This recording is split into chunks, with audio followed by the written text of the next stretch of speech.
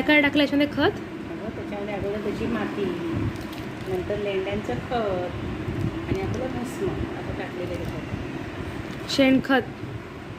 शेणखत लेंड्या म्हणजे शेणखत. पूर्ण मातीमध्ये मुळं गेली आहेत ना, मुळामुळे माती झाली आहे पूर्ण सगळं. आणि निघताना घेणार रोपटं, त्यामुळे रोपटं सहज निघे ना.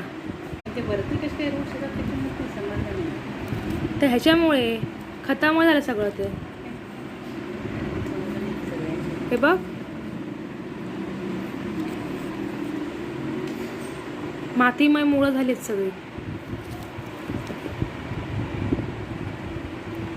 शेणखत, भस्म, लेंड्या आणि माती, पूर्ण रंग बदलला आहे मातीचा.